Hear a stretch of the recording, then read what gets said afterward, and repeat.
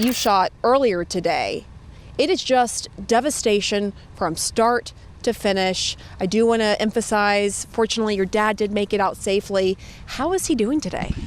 He's doing okay, thanks for asking. And this footage you're seeing right now, I shot from my truck window. That's the street of Oak Heights. My dad grew up there, I grew up there, my dad lives there now. And all the 3 different houses that any of us ever inhabited are all destroyed. It's just shocking when you think about the way it looked and the way you remember things, from your childhood, and really the way you remember things from just a few weeks ago when they're just shell-shocked. And I think they're all starting to think about what comes next for a town like Dawson or Mayfield or these other little towns in West Kentucky. A lot of them are, sort of barely hanging on before something like this. After a pandemic, no less. Yeah, I mean, these are a lot of these things. This is an old coal mining town, and there's not a lot of industry. The one big industry building that is in Dawson Springs that they've been trying to put industry in for years, it was totally destroyed.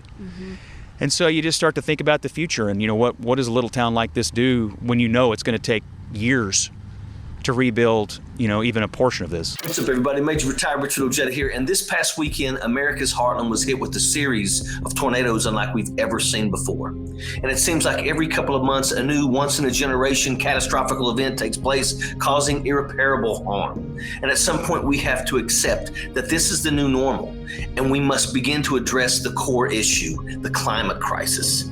Our planet has been abused for decades now, and for the most part, our government has ignored it. Now, let me give you an example. Companies are restricted by the carbon emissions that they put out.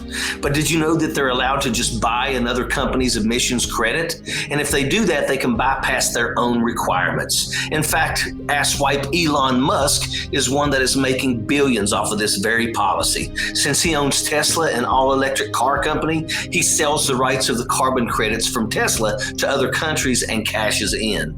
Folks, the system is broken, and it has been. And now we are seeing the consequences of human greed unfold in front of our own eyes in real time. Now, Kentucky is the state that is hit the hardest, and Moscow Mitch is one of the ones that is behind America's war against the planet.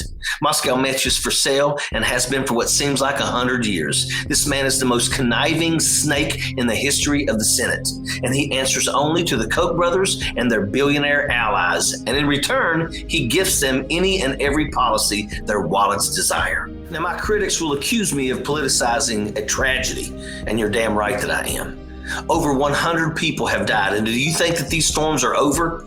Tornadoes like this don't just pop up in December. Wake up, folks. We did this. We have one or two choices. We can either start taking this seriously and rethink how we do things in regards to the fossil fuels and carbon emissions, or we are all destined to rely on Elon Musk's strategy and move to Mars. And I have no desire to move to Mars. Sappers clear the way, airborne all the way.